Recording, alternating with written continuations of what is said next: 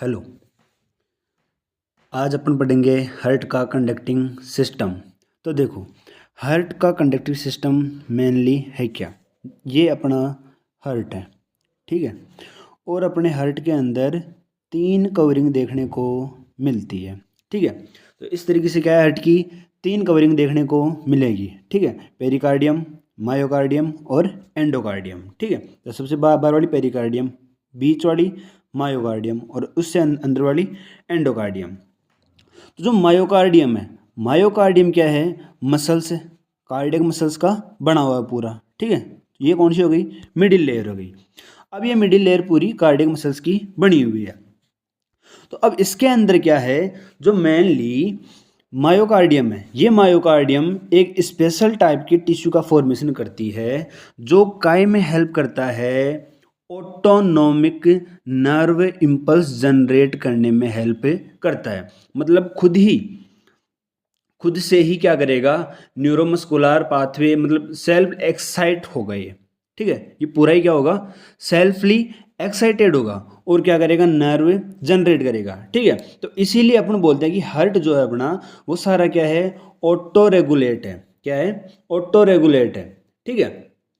तो वो auto regulation किसके कारण होता है? जो अपना स्पेशलाइज्ड मसल्स के अंदर कन्वर्ट हो गया। जो अपनी स्पेशलाइज्ड मायोकार्डियम तो पूरा था ही, ठीक है। अब इस मायोकार्डियम में स्पेशलाइज्ड मसल्स जो थी, जिन्होंने क्या किया था, इस पूरे कंडक्टिंग सिस्टम का फॉर्मेशन किया था। तो कंडक्टिंग सिस्टम भी अल्टीमेटली पार्ट का है, मायोकार्डियम का ही पार्ट है, ठीक है। तो मायोकार्डियम मसल्स की में से कुछ पार्ट क्या हुआ, स्पेशलाइज्ड स्ट्रक्चर बना रहा है, जिनको अपन क्या बोल रहे हैं, नोडल टिश्यू बोल रहे हैं। इतनी बात समझ में आई। अगली चीज आती है कि जो अपना नोडल टिश्यू है, वो अपन को कहाँ कहाँ और किस तरीके से देखने को मिलता है।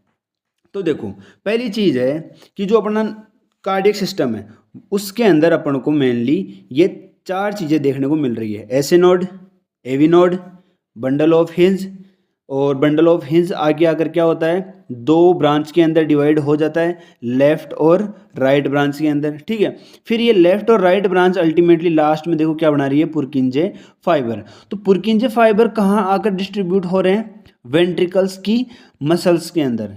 वेंट्रिकल की मसल्स मतलब वेंट्रिकल की मायोकार्डियम के अंदर आकर डिस्ट्रीब्यूट हो रहे हैं और पूरे वेंट्रिकल को कॉन्ट्रैक्शन कराने में हेल्प कर रहा है।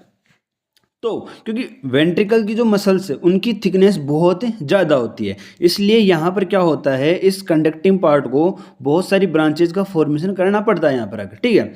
और जो अपना एट्रियम है, यहाँ पर क्या होता है, जो मसल्स है वो क्या है, थोड़ी पतली है, मतलब थिन है।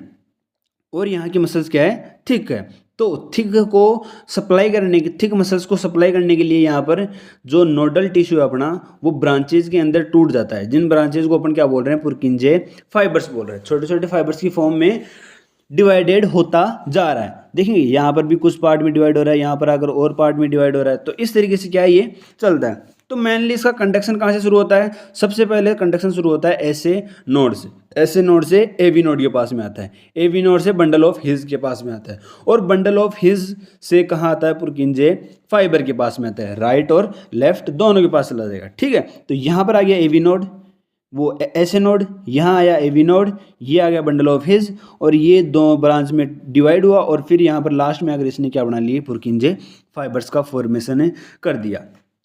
तो इस तरीके से क्या है, अपना जो कंडक्टिंग सिस्टम है वो अरेंज होता है। तो सबसे पहले अपने आते हैं ऐसे नोड और एवी नोड पर। तो ऐसे नोड और एवी नोड दोनों ही कहाँ प्रेजेंट है? जो अपना राइट एट्रियम है उसके अंदर प्रेजेंट है। लेकिन जो ऐसे नोड है, वो ऐसे नोड कहाँ है, अपर पार्ट पर है। एट्रियम का जो अपर पार्ट है, अपर पोर्शन है, वहां पर प्रेजेंट है। और जो एवी नोड है वो लोअर पार्ट पर, मतलब ट्राइकस्पिड वाल के ऊपर प्रेजेंट है। तो आर्ट्रियो वेंट्रिकुलर वाल पर प्रेजेंट है, तो इसको क्या बोल दिया, एवी नोड, ठीक है। तो इस तरीके से क्या है, ऐसे नोड और एवी नोड प्रेजेंट है कहाँ पर, एट्रियम के अंदर, ठीक है। एट्रियम भी कौन सा, राइट एट्रियम के अंदर प्रेजेंट है।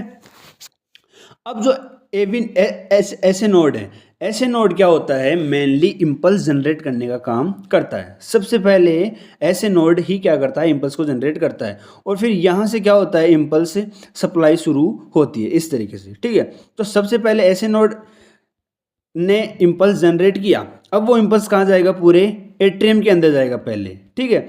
और यहाँ पर जो ऐसे नोड और एवी नोड के बीच में जो कनेक्शन है उनको क्या बोलते हैं, इंटरनोडल पाथवे बोलते हैं, उनको क्या बोलते हैं, इंटरनोडल पाथवे बोलते हैं, ठीक है। वो मैंने लिखा नहीं, तो वो क्या है, इंटरनोडल पाथवे बोलते हैं। तो इंटरनोडल पाथवे के थ्रू को जो इम्पल्स है वो कहाँ आते हैं, फिर एवी नोड के पास में आते हैं।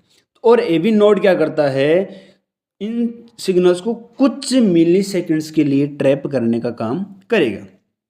तो देखो सबसे पहले इम्पल्स जनरेट किया किसने, ऐसे नोड ने, इसीलिए इसको क्या बोलते हैं अपन, पेस मेकर बोलते हैं। और इन इम्पल्स को कुछ टाइम के लिए ट्रैप करने का काम कौन कर रहा है, अपना एवी नोड, इसीलिए इसको क्या बोलते हैं, पेस सेटर बोलते हैं। क्यों, क्योंकि देखो जैसे यहाँ से इम्पल्स जनरेट हुआ, इम्पल्स जनरेट होते ही एट्रियम ने कॉन्ट्रैक्शन किया। अब इम्पल्स जनरेट होते ही ये तो है नहीं कि वेंट्रिकल को भी साथ साथ में कॉन्ट्रैक्ट करवाएंगे, अगर इसको भी साथ साथ में कॉन्ट्रैक्शन करवाएंगे तो ब्लड का किधर भी फ्लो ही नहीं हो पाएगा। अगर एट्रियम और वेंट्रिकल दो चारों चैम्बर साथ कॉन्ट्रैक्शन करेंगे तो क्या किधर भी ब्लड का फ्लो हो पाएगा, किधर भी ब्लड का फ्लो नहीं हो पाएगा। तो अपन को क्या करना पड़ेगा, कुछ मिली सेकेंड्स के लिए क्या करना पड़ेगा, सिग्नल को यहाँ पर रोकना पड़ेगा। तो सबसे पहले एट्रियम ने कॉन्ट्रैक्शन कर लिया, और कॉन्ट्रैक्शन करने के तुरंत बाद एवी नोड ने सिग्नल को छोड़ा, और वो सिग्नल कहाँ चले गए, फिर बंडल ऑफ हिज के थ्रू कहाँ चले गए, अपने पुरकिंजे फाइबर्स और वेंट्रिकल्स की तरफ चले गए। इसीलिए क्या बोल रहे हैं अपने एवी नोड को, पेस सेटर, मतलब ये सेटलमेंट का काम कर रहा है, कुछ टाइम के लिए उन इम्पल्सेस को रोकने का काम कर रहा है। तो सबसे पहले एट्रियम ने कॉन्ट्रैक्ट, ऐसे नोड ने इम्पल्स जनरेट किया तो एट्रियम ने कॉन्ट्रैक्शन किया, और फिर जब एवी नोड ने इम्पल्स को आगे रिलीज किया, फिर वेंट्रिकल ने कॉन्ट्रैक्शन किया। तो एट्रियम ने कॉन्ट्रैक्शन किया, फिर वेंट्रिकल ने कॉन्ट्रैक्शन किया, तो क्या होगा, ब्लड का फ्लो यूनि डायरेक्शनल होगा। इधर से एट्रियम ने कॉन्ट्रैक्शन किया तो ब्लड एट्रियम से वेंट्रिकल के अंदर आया, ठीक है। वेंट्रिकल के अंदर आते क्या होगा, वेंट्रिकल अब इम्पल्स, वो ऐसे नोड इम्पल्स को आगे की तरफ रिलीज करेगा, और रिलीज करते ही क्या होगा, वेंट्रिकल कॉन्ट्रैक्ट करेगा, वेंट्रिकल को कॉन्ट्रैक्ट करते ही ब्लड कहाँ चला जाएगा, जो अपनी पल्मोनरी आर्टरी और जो आर्टरी है वहाँ पर चला जाएगा। आई बात समझ में। तो इस तरीके से क्या है, ये अपना पूरा कंडक्टिंग सिस्टम है, वर्क करता है। अब जो अपना ऐसे नोड है वो सबसे ज़्यादा इम्पल्स जनरेट करने में कैपेबल है, ठीक है। और इसके बाद में जो अपना एवी नोड है वो लगभग 40 के आसपास क्या करता है, इम्पल्स जनरेट करने में कैपेबल है। ये भी इम्पल्स जनरेट करने में कैपेबल है, ये भी इम्पल्स जनरेट करने में कैपेबल है, ठीक है। लेकिन मान लो यदि अपन ऐसे नोड को हटा दे, फिर यदि बोले कि एवी नोड कितने इम्पल्स जनरेट कर सकता है पर मिनट, तो ये कितने कर सकता है, 40। बाकी अपना ऐसे नोड तो 72 करेगा ही, जो अपना एवरेज है, ठीक है। तो अगर 72 इम्पल्स जनरेट करेगा तो 72 बार पर मिनट ये हर्ट अपना कॉन्ट्रैक्शन शो करेगा, ठीक है। तो इस तरीके से क्या अपना पूरा कंडक्टिंग सिस्टम वर्क करता है, ठीक है। Thank you.